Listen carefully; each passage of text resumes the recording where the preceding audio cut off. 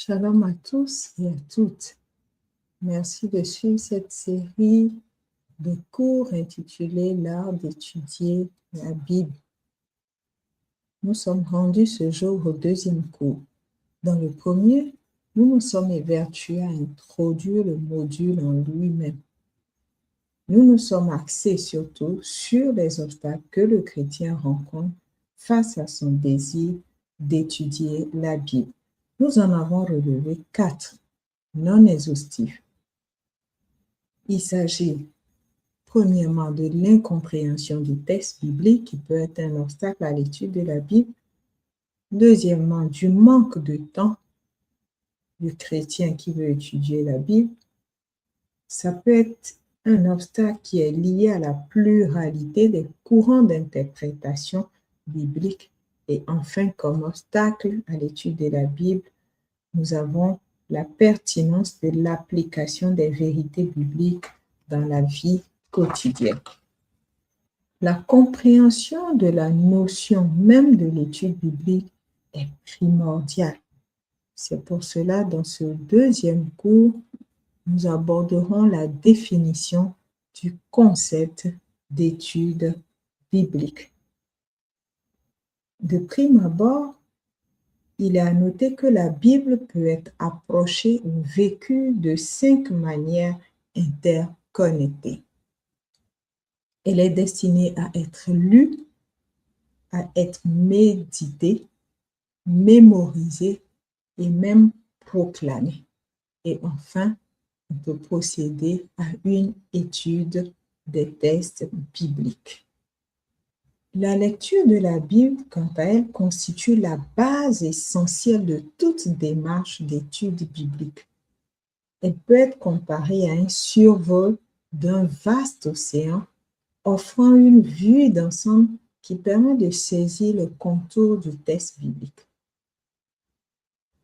Tout étudiant de la Bible doit quotidiennement lire de manière assidue et attentive la parole de Dieu. Cette lecture se doit d'être régulière et orientée par le souci de suivre le fil du message biblique. Cette constance dans la lecture favorise l'acquisition d'une culture biblique solide. Par ce processus assidu de la lecture des textes bibliques, le lecteur apprend à connaître l'histoire biblique dans sa globalité, tout en découvrant les différentes saisons de l'histoire d'Israël et de l'histoire de l'humanité. Il est fréquent de nos jours que l'accent soit mis sur la méditation des passages bibliques sans accorder à la lecture la priorité qu'elle mérite. Cette tendance est à l'origine de certaines dérives contemporaines, car la lecture régulière permet de percevoir l'unité et la cohérence du message biblique dans son ensemble. C'est cette lecture qui permet de bâtir une bonne compréhension du contexte de tout texte biblique. Et nous verrons dans la suite de ce module que le contexte du texte biblique est un des éléments clés de la compréhension et de l'interprétation de la parole de Dieu. La méditation et l'étude biblique diffèrent par leur objectif, leur démarche et leur méthode. L'objectif de la méditation est d'intérioriser un passage par une réflexion profonde en vue d'une transformation personnelle, en vue de la transformation du chrétien qui est en train de procéder à cette méditation. Par contre, l'objectif de l'étude biblique est de comprendre le sens originel du passage biblique dans son contexte propre. De la même manière, la démarche diffère, que ce soit dans le cadre de l'étude biblique ou de la méditation du texte biblique. En ce qui concerne cette démarche, pendant que l'étude biblique s'évertue à analyser de manière méthodique le test accompagné d'outils adaptés. La méditation, quant à elle, est une contemplation du test en le regardant d'un point de vue personnel.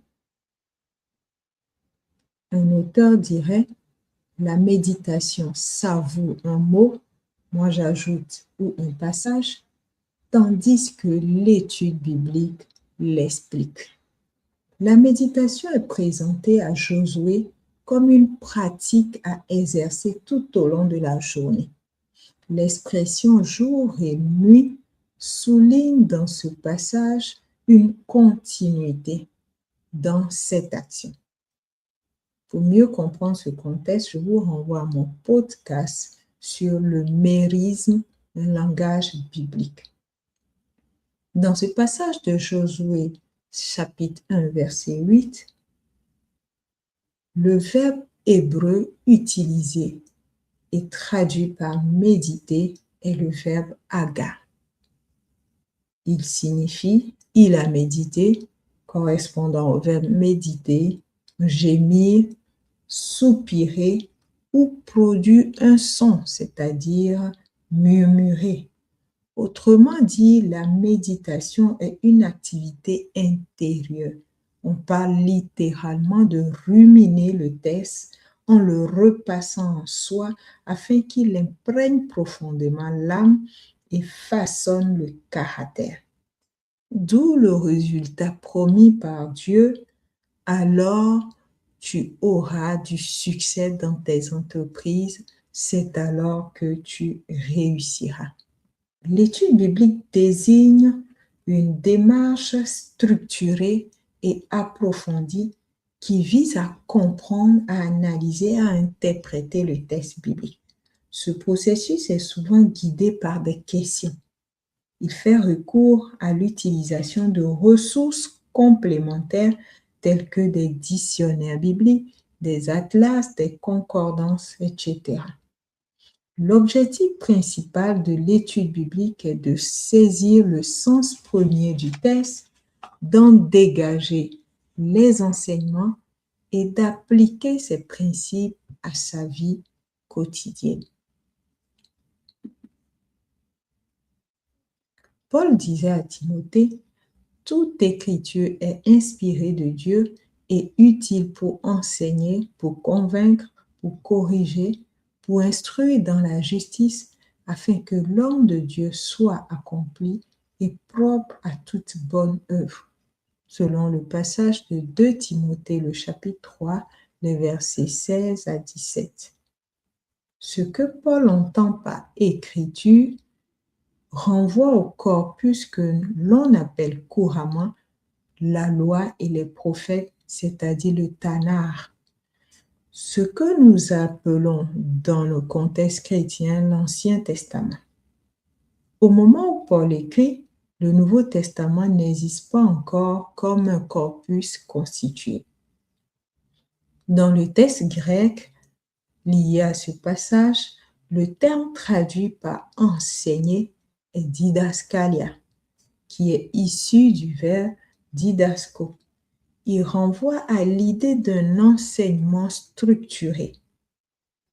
Didaskalia, c'est une doctrine, un précepte, une instruction, c'est-à-dire un contenu qui est transmis.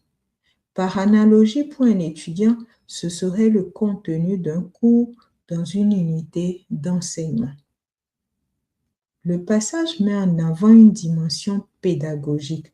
L'écriture forme, corrige et équipe l'étudiant de la Bible.